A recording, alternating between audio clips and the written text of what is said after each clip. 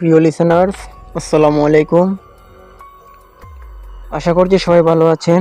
আজকে আপনাদের জন্য রয়েছে এমন একটি অন্ধকারে আচ্ছন্ন ঘটনা, যে ঘটনার প্রভাব গিয়ে পড়ে ছোট ছোট দুইটা বাচ্চার উপর। আমি মোহাম্মদ ইমন ইসলাম আছি আপনাদের সাথে। তো আর দেরি করছি না, চলে যাচ্ছি মূল ঘটনায়। ঘটনাটির প্রধান চরিত্র আমাদের গ্রামের সম্মানীয় একজন লোক। ওনার নাম খালেক মাতবর। ঘটনাটি ওনাকে নিয়েই গঠিত। খালেক মাতবর ছিলেন একজন বিশিষ্ট ব্যবসায়ী। ওনার বয়স প্রায় 50 থেকে 52 বছর হবে। তো ঘটনাটি ধাবিত হয়েছে আমাদের বাড়ির দক্ষিণ দিকে ভাস্করখিলা নামক একটি দোষী জায়গা থেকে, যেটা আমাদের এলাকার একটা অংশ হিসেবে ধরা হয়। তো ওই অংশটা এমন ছিল যে কেউ কেউ এটাকে ভাস্করখিলা বিল বলতো, আবার কেউ কেউ এই অংশটাকে ভাস্করখিলা জঙ্গলও বলতো। তার কারণ ছিল এই যে জায়গাটার মধ্যভাগের একটা বেশ পুরাতন জলাশয় ছিল, যেটার চারপাশে কদম ফুল গাছ এবং অন্যান্য গাছপালা জন্ম হয়ে জঙ্গলের আকৃতি ধারণ করেছে। তো যাই হোক, আশা করি ঘটনাস্থল সম্পর্কে ধারণা করতে পেরেছেন। এখন চলি মূল ঘটনায়। ওই বিলে প্রতি বছর একবার ভরাডুবি পানি হতো। সেই পানির মধ্যে দেশি বিদেশি অনেক মাছ আসতো। জেলেরা তখন মাছ মারতো নৌকা দিয়ে, আর যখন বৃষ্টির সময় শেষ হয়ে যায়, পানি তখন শুকিয়ে যায়। তখন আমাদের গ্রামের সব ধরনের মানুষই মাছ ধরতে যেত। চাষাবাদ থেকে শুরু করে সব রকমের কাজে মেতে উঠত সবাই। তো খালেক ব্যাপারীও ছিলেন খুব রসিক মানুষ। বাড়ির পাশে ঝিল থেকে সবাই মাছ ধরে আনে। তিনিও ভাবলেন যে কালকে মাছ ধরতে যাবেন। অতঃপর তার বাড়িতে এসে মাছ ধরতে যাওয়ার কথা বলল। এই শুনে তার ছোট ছোট দুই নাতিও বায়না ধরে যে তাদের দাদার সঙ্গে কালকে তারাও মাছ ধরতে যাবে। কিন্তু বাচ্চা দুটো ছিল তার মায়ের আদরের। তাদের মা না করলো, বলল যে এই দোষী বিলে মাছ মারতে যেতে হবে না, পড়া শেষ করো, আগে যাও। এই বলে তাদের মা ঘরে চলে যায়। কিন্তু বাচ্চা দুইটার এমন কান্নাকাটিতে তার দাদা খালেক মাতবর চাচা তাদের মাকে গিয়ে বললেন যে আচ্ছা বাদ দাও না, নাতিরা যেতে চাইছে, দাও, নিয়ে যাই, তাদের শখটুকু পূরণ হবে। এই বলে পরদিন সকালে খালেক মাতবর তার নাতিদেরকে নিয়ে রওনা হন। তাদের সাথে একটা জাল এবং দুইটা ব্যাগ নিয়ে যেতে লাগলো মাছ ধরার উদ্দেশ্যে। খুব আনন্দে যাচ্ছিল তিন দাদা নাতি, কিন্তু কেই বা জানতো এই আনন্দ তার নাতিদের জীবনের শেষ আনন্দ। যাই হোক, তারা মাছ ধরতে ধরতে বিলের সেই মধ্যভাগের জলাশয়ের নিকট পৌঁছে গেল। অনেকটা মাছ ধরার পর তারা সবাই ক্লান্ত। তিনজন ভাবলো সামনের জলাশয়টার কিনারায় গিয়ে একটু জিরিয়ে পরে আবার মাছ ধরতে নামবে। যেই কথা সেই কাজ, তিনজনেও গিয়ে জলাশয়টার কিনারায় উঠে পড়ল। তখন ঠিক দুপুর বেলায় গা পুরানো সূর্যের তাপ, তা খুব অসহ্য বোধের কারণে তিনজনের অনেক সময় চিরালো। এক সময় খালেক মাতবরের ছোট নাতি দেখতে পেল তাদের পাশের জলাশয়টার মধ্যে একটা বড় মাছ কিনারায় এসেছে। তা দেখে সে দৌড়ে যায় এবং মাছটা খুব সহজেই ধরে ফেলে। তা দেখে খালেক মাতবর অবাক হয়ে যান এবং মনে মনে ভাবতে লাগলেন এই জলাশয়টার মধ্যে মনে হয় প্রচুর পরিমাণে মাছ পাওয়া যেতে পারে। এই বলে তার দুই নাতিকে নিয়ে জলাশয়ে নেমে পড়ে এবং প্রচুর মাছও ধরা পড়ছিল তাদের জালে। সাথে থাকা ব্যাগটি মাছে পরিপূর্ণ হয়ে যায়। এ দেখে খালেক মাতবর চাচা তার ছোট নাতিকে বললেন ব্যাগটা গিয়ে জলাশয়টার কিনারায় রেখে আসার জন্য। তার ছোট নাতি তাই করে ব্যাগ ভর্তি মাছ নিয়ে উপরে চলে যায়। তখন এইখানে শুধু খালেক মাতবর ও তার বড় নাতি দুজন মিলেই মাছ ধরতেছিলেন। তো এইভাবে মাছ ধরতে ধরতে হঠাৎ তাদের খেয়াল হয় যে তার ছোট নাতিকে তো যে মাছ দিয়ে পাঠিয়েছিল সে তো এখনও আসছে না। জলাশয়ের কিনারায় তো এত ঝোপঝাড় থাকার কারণে কিছু দেখাও যাচ্ছে না। কিন্তু খালেক মাতবর চাচা তাকে দেখতে না পেয়ে আর দেরি করলেন না। তার বড় নাতিকে নিয়ে জলাশয় থেকে উঠে পড়লেন এবং ছোট নাতিকে ডাকাডাকি করছেন। অনেক খোঁজাখুঁজির পর একটা ঝোপে দেখতে পেল তার মাছের ব্যাগটা কিনারায় পড়ে রয়েছে, কিন্তু সে নেই। এই দেখে তারা আরও ভালো করে খোঁজাখুঁজি করেন, কিন্তু ফলপ্রসূ কোনো লাভ হয়নি। পাওয়া যায়নি খালেক মাতবরের ছোট নাতিকে। মন ভরা দুঃখ নিয়ে খালেক মাতবর তার বড় নাতিকে নিয়ে বাড়ির দিকে চলে যাচ্ছেন। তখন বেলা দুপুর গড়িয়ে বিকেল হতে চলছে। বাড়িতে এসে খালেক মাতবর জিজ্ঞেস করলেন সে কি বাড়িতে এসেছে। বাড়িতে থাকা তার স্ত্রীও উত্তরে বলল আপনার সাথে গেল, এখনও তো আসেনি। একবারও কেন, সে কোথায়?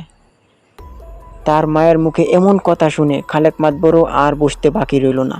ঝরঝর করে চোখের পানি ছেড়ে দিয়ে কান্না শুরু করলেন। এরকম অবস্থা দেখে সবাই হতবাক হয়ে পড়লেন। বলতে লাগলেন, কি হয়েছে, কি হয়েছে, এমন করছেন কেন? তিনি কোনো উত্তর দিতে পারছেন না। তখন খালেক মাতবরের বড় নাতি সব কিছু খুলে বলল। এই সব কথা শুনে তাদের বাড়িতে কান্নার রোল পড়ে যায়। কিন্তু তারা এখনও শিওর নয় যে সে কি এখনও বেঁচে আছে কিনা মারা গেছে। এই ভেবে গ্রামের কিছু সাহসী মানুষ সবাই আবার ওই জলাশয়টার কাছে যাওয়ার সিদ্ধান্ত নেন এবং এক পর্যায়ে তারা সবাই জলাশয়টার কাছে পৌঁছায় এবং খালেক মাতবরের ছোট নাতি আসিফকে সবাই খুঁজতে থাকে। সেখানে খালেক মাতবরও গিয়েছিলেন এবং সাথে তার বড় নাতিও তার সাথে যায়। অতঃপর এত খোঁজাখুঁজির পর এক পর্যায়ে কারো একজনের নজরে যায় যে জলাশয়টার মধ্যভাগের দিকে কি জানি বেশি রয়েছে। সবাইকে বলার পর সবাই এসে দেখলো, কিন্তু দেখার পর কেউ আর বুঝতে বাকি রইল না।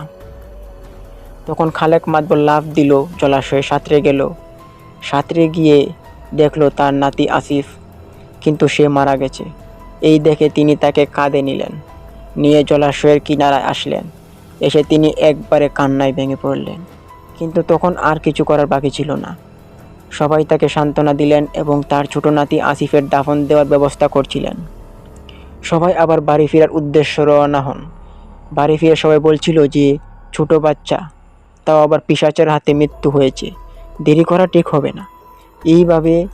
এই ভেবে কেউ আর দেরি করলো না। সবাই প্রস্তুতি নিল দাফন দেওয়ার। তো কি ভাবছেন, ঘটনা কি এখানেই শেষ? না, ঘটনা যে আরও অনেক কিছু ঘটার বাকি। শুনতে তখন বুঝতে পারবেন। যখন সবাই রেডি হয় দাফন দেওয়ার, তখন তাদের খেয়াল হয় যে খালেক মাতবরের বড় নাতিকেও কোথাও খুঁজে পাওয়া যাচ্ছে না। তাদের পরিবারের মধ্যে এমনিতেই একটা সদস্য এইভাবে মৃত্যু হয়েছে, এখন আরও একজনকে পাওয়া যাচ্ছে না। আবারও কান্নার রোল পড়ে যায় তাদের বাড়িতে। এই সব দেখে সবাই দাফনের কার্যক্রম স্থগিত রেখে আবার বিলের দিকে রওনা হন। তখন আগের থেকে বেশ কিছু মানুষ বেশি ছিল।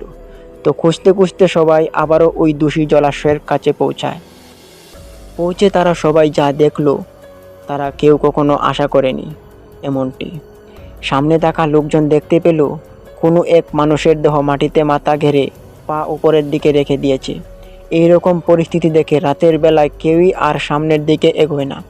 কিন্তু খালেক মাতবর তার নাতির এই রকম পরিস্থিতি দেখে দৌড়ে গিয়ে উদ্ধার করলেন। কিন্তু ততক্ষণে যা হওয়ার তা হয়ে গেছে। বেঁচে নেই খালেক মাতবরের বড় নাতিও। কিন্তু এর মৃত্যুটা তেমন সাধারণ ছিল না।